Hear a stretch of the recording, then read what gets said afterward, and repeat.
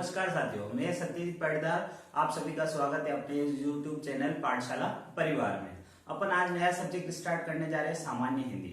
सामान्य हिंदी आपके राजस्थान के किसी भी कंपटीशन एग्जाम, पटवारी, एसआई, रीड और एसएससी जीडी और कोई भी एग्जाम जिसमें सामान्य हिंदी पूछा जाता है उसके लिए महत्वपूर्ण सब्जेक्ट है। आज उसी को अपन प्रारंभ करते हैं। अपन स्टार्ट कर रहे हैं हिंदी भाषा के परिचय से। उसमें मैं आपको इस वीडियो में अपन पढ़ने जा रहे हैं भाषा क्या है, हिंदी क्या है, इसका परिचय। ठीक है, स्टार्ट करते हैं। अपन ने लिखा है भाषा क्या होती है? भाषा संस्कृत की भाष धातु से बनी हुई है। संस्कृत की भाष धातु से बनी हुई है। धातु क्या होता है? धातु क्रिया का मूल रूप होता है। भाष का अर्थ क्या होता है? भाष का धातु का अर्थ है कहना या बोलना, ये तो है भाषा। और कामता प्रसाद गुरु के अनुसार भाषा की क्या परिभाषा है? भाषा की ये परिभाषा है विचार अभिव्यक्ति का सशक्त माध्यम भाषा कहलाता है। क्या? विचार अभिव्यक्ति का सशक्त माध्यम भाषा कहलाता है। अर्थात भाषा वह है जिससे एक व्यक्ति अपने मन के विचारों को दूसरे व्यक्ति तक आसानी से पहुंचा पाता है, यह है भाषा। एक और बात करते हैं, भाषा वह साधन है जिससे व्यक्ति अपने इतिहास, संचित ज्ञान, विज्ञान, अपनी परंपराओं को एक पीढ़ी से दूसरी पीढ़ी तक पहुंचा पाता है, यह है भाषा। ठीक है, इनके बारे में मैं लिखता हूं। क्या है भाषा? क्या है? संस्कृत की भाष धातु से बनी। और धातु क्या है? धातु है क्रिया का मूल रूप। क्रिया का मूल रूप धातु कहलाता है। और भाष का अर्थ क्या है? इसका अर्थ है कहना या बोलना। भाषा की एक परिभाषा अपन ने क्या करी? अपन ने भाषा के बारे में बताया कि ये क्या है? विचार अभिव्यक्ति का सशक्त माध्यम है। विचार अभिव्यक्ति का सशक्त माध्यम। और ये परिभाषा किसने दी? ये परिभाषा है कामता प्रसाद गुरु। गुरु में हमेशा मात्रा छोटी आती है, छोटा हुआ आता है, बिना गांठ वाला, ये आप ध्यान रखिएगा। आगे बात करते हैं और क्या है? भाषा वह साधन है जिससे व्यक्ति अपने इतिहास, संचित ज्ञान व महान परंपराओं को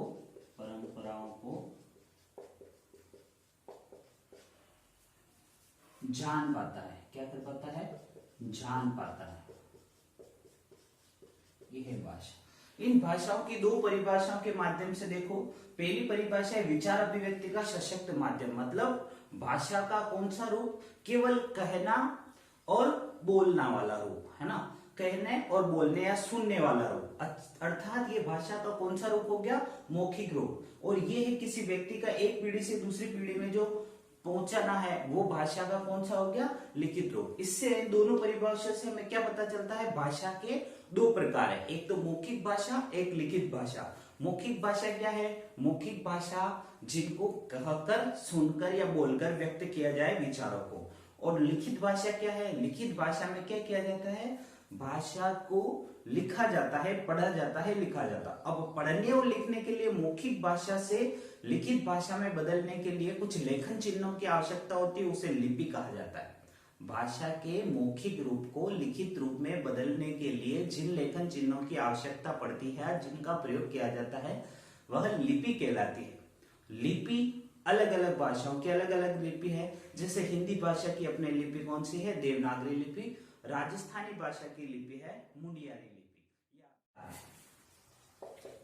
बोली किसी सीमित क्षेत्र में भाषा का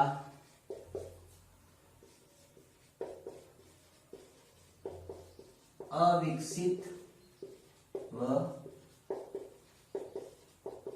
आम बोलचाल का रूप क्या कहलाता है? बोली कहलाता है। बोली और भाषा में अंतर क्या है? बोली में क्या होता है? शब्दकोश नहीं होता, शब्दकोश नहीं होता।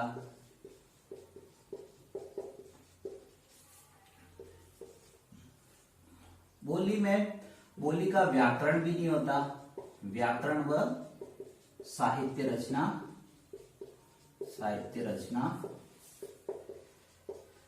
नहीं होती, यह है बोली। अब अपन पढ़ चुके हैं इसमें भाषा क्या है, बोली क्या है और लिपि क्या है। इन तीनों को मैं आपको बता चुका हूं। अब भाषा का जो प्रोग्राम था अपना ये पूरा हुआ। अब अपन चर्चा करते हैं हिंदी। हिंदी क्या है?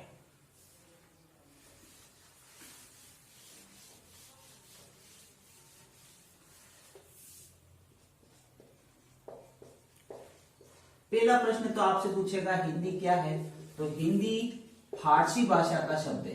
हिंदी फारसी भाषा का शब्द है, फारसी भाषा का शब्द, हिंदी फारसी भाषा का शब्द।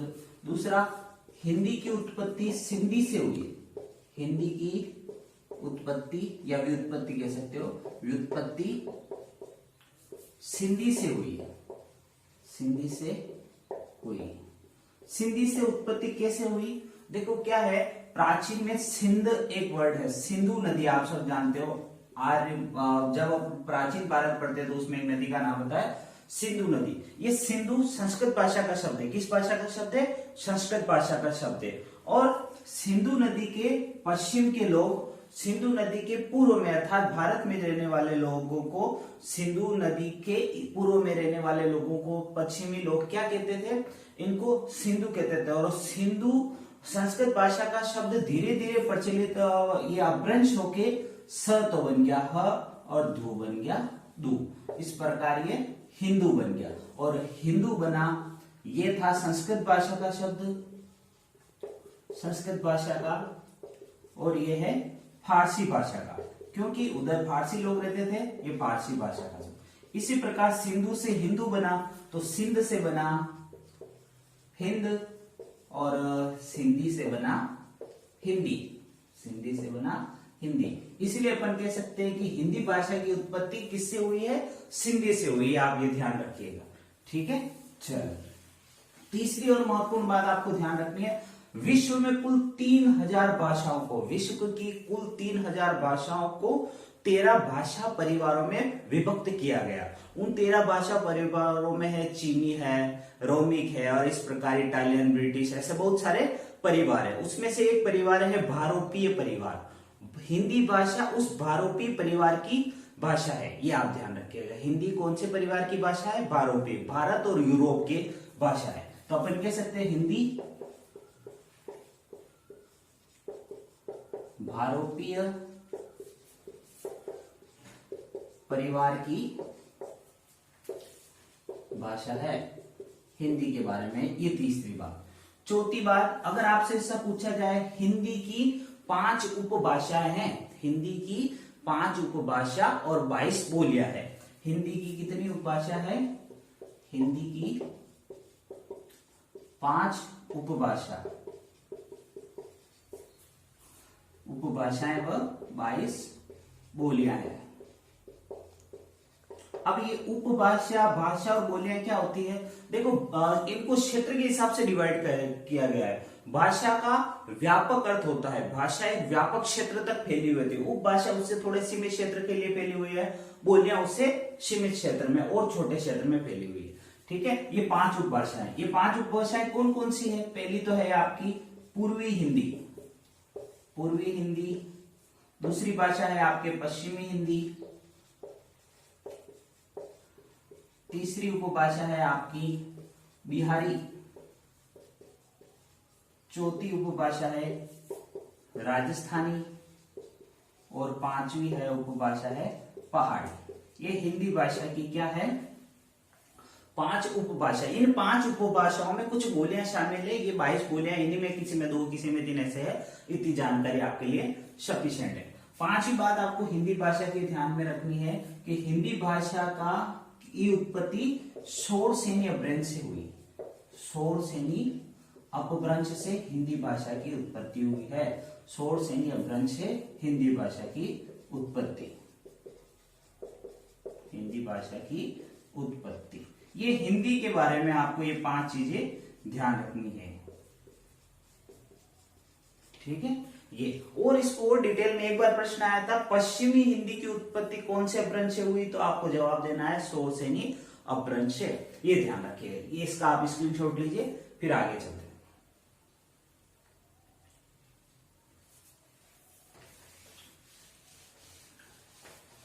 अब मैं आपको बताता हूं हिंदी भाषा का उद्भव कैसे हुआ, हिंदी भाषा का विकास कैसे हुआ, उसके बारे में अपन चर्चा करते हैं कि हिंदी का उद्भव, हिंदी भाषा का उद्भव कैसे हुआ, उद्भव या और विकास कैसे हुआ। हिंदी कौन से संघ की भाषा है, कौन से परिवार की भाषा है, वो है भारोपीय परिवार की भाषा है, भारोपीय भाषा है, ठीक है। हिंदी की प्राचीन उत्पत्ति मानते हैं, हिंदी की जननी भाषा मानते हैं आर्य भाषा, और आर्य भाषा कौन सी है, संस्कृत, संस्कृत, संस्कृत भाषा। और कौन सी संस्कृत भाषा, वैदिक संस्कृत। ये कौन सी भाषा है, ये आपके जब आर्य भारत में प्रवेश किए थे 1500 ईसा पूर्व से 500 ईसा पूर्व के बीच के समय में जो भी ग्रंथ लिखे गए, जैसे वैदिक साहित्य हुआ, आरण्यक हुआ, उपनिषद हुआ, उन सब की भाषा कौन सा है, वैदिक संस्कृत। वैसे संस्कृत भाषा का सर्वप्रथम प्रयोग वाल्मीकि जी ने किया था रामायण में। और वाल्मीकि कैसे लिखा जाता है, वाल्मीकि की छोटी आती है, ये ध्यान रखिएगा। इन्होंने संस्कृत भाषा का पहली बार प्रयोग हुआ था।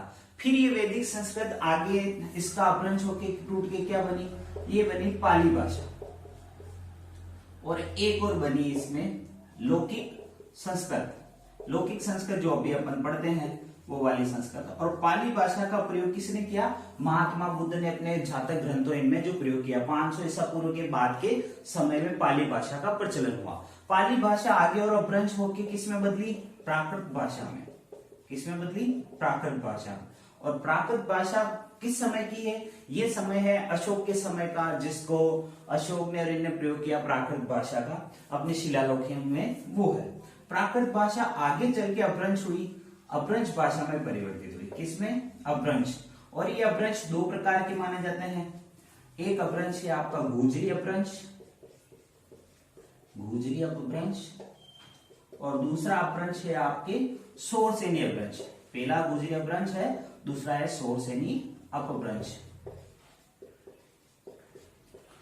गुजरी अपभ्रंश से 2 भाषाएं बनती है, एक तो है गुजराती, गुजराती, दूसरी है राजस्थानी। अगर आपसे पूछा जाए राजस्थानी भाषा का कौन सी भाषा की अपभ्रंश भाषा है, गुजरी अपभ्रंश की। राजस्थानी भाषा की लिपि पूछे, मुंडियारी लिपि, आप बताइएगा। शोरसेनी अपभ्रंश, शोरसेनी अपभ्रंश से आपकी भाषा उत्पत्ति हुई है हिंदी। ये था हिंदी के पूरा उद्भव का चार्ट। हिंदी भाषा का उद्भव कैसा हुआ, भारोपी परिवार की भाषा है, आर्य की भाषा है। आर्य भाषा में संस्कृत आता है, वैदिक संस्कृत, जो प्राचीन समय में जो ग्रंथ लिखे गए, वैदिक साहित्य, आरण्यक, उपनिषद, सब इसी भाषा में लिखे गए। फिर जब महात्मा बुद्ध ने अपने ग्रंथ को, अपने उपदेश दिए, पाली भाषा में दिए, लौकिक संस्कृत है। पाली से प्राकृत भाषा या अशोक के समय की बात करते हैं अपन। फिर अपभ्रंश होकर गुजरी अपभ्रंश और शोरसेनी 2 अपभ्रंश हुए।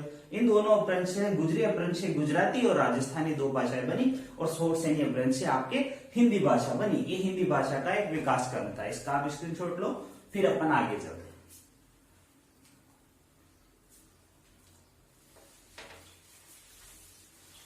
अब अपन को बात करनी है, ये जो हिंदी भाषा है, हिंदी भाषा को अभी अपन ने प्राचीन दृष्टि से अध्ययन किया। अब हिंदी भाषा के आपके साहित्य की दृष्टि से अपन ने चर्चा कर चुके हैं। अब हिंदी को अपन को चर्चा करनी है अपने संविधान की नजर में। हिंदी क्या है, तो हिंदी अपनी क्या है, हिंदी भारत देश की राजभाषा है, या मातृभाषा है, या फिर राष्ट्रभाषा। मैं आपको इसको बताता हूं, हिंदी अपनी कौन सी भाषा। देखो, राजभाषा का मतलब होता है राजकार्य की भाषा, मतलब आपके भारत देश के जितने भी लिखित जितने भी कार्यालय में जो भाषा प्रयोग की जाती है क्या वो हिंदी है? हाँ बिल्कुल सही है। तो अपने भारत देश की भाषा राजभाषा क्या हो सकती है? हिंदी। बिल्कुल बात सही है। क्या अपनी भारत देश की भाषा अपनी मातृभाषा अपनी हिंदी है? नहीं, मातृभाषा का अर्थ होता है माँ के मुंह से निकली हुई भाषा। यह आदमी जब बच्चा बड़ा होता है और उसकी जुबान पे सबसे पहले जो भाषा आती है उस भाषा को, तो ये हर जगह हिंदी हो ऐसा पॉसिबल नहीं है, इसलिए हिंदी अपनी मातृभाषा नहीं कह सकते। दूसरी बात, क्या हिंदी अपनी राष्ट्रभाषा है? राष्ट्रभाषा का मतलब होता है राष्ट्र की जनता द्वारा प्रयोग किए जाने वाली भाषा। क्या अपने पूरे राष्ट्र में केवल हिंदी बोली जाती है? नहीं, इसलिए अपनी हिंदी भी अपनी राष्ट्रभाषा नहीं है। तो क्या पता लगा अपन को? भारत देश की राजभाषा केवल क्या है? हिंदी। मातृभाषा और राष्ट्रभाषा नहीं है। तो मैं इसको हटा देता हूं, ठीक है। अब 14 सितंबर 1949 ईस्वी को हिंदी भाषा को संवैधानिक दर्जा मिला। हिंदी भाषा को संवैधानिक दर्जा मिला। कौन से आर्टिकल में? आर्टिकल 343(1). इसीलिए अपन क्या मनाते हैं? हिंदी दिवस। और हिंदी दिवस कब आता है? 14 सितंबर को आपका हिंदी दिवस आता है, आप ध्यान रखिएगा, ठीक है। इसके अलावा भाग 17 संविधान के भाग 17 में आपके भाषा का उल्लेख है और आपके अनुसूची 8 में हिंदी भाषा का उल्लेख है। इसमें अनुसूची 8 में हिंदी भाषा का उल्लेख है। अनुसूची 8 में पहले कुल मिला के 14 भाषा थी, उसके बाद में 8 भाषा और ऐड हो गए। उसका अभी वर्तमान में कुल 22 भाषा है इसमें अनुसूची 8 में। 21वां संविधान संशोधन, 71वां संविधान संशोधन और 92 संविधान संशोधन के अनुसार 3 बार अमेंडमेंट चेंज हुए और इसमें 14 से अब हो गई 22 भाषा। ये अपन ने पढ़ा पूरा हिंदी के बारे में। अब कोई भी अभी अपन ने बस इस वर्ड जो मैंने लिखा था हिंदी भाषा, ये पूरी कहानी मैंने हिंदी भाषा के रेस्पेक्ट में आपको बताई। अब अपन स्टार्ट करने जा रहे हैं हिंदी व्याकरण। हिंदी व्याकरण की जरूरत क्यों पड़ी? किसी भी भाषा के शुद्ध उच्चारण, शुद्ध लेखन और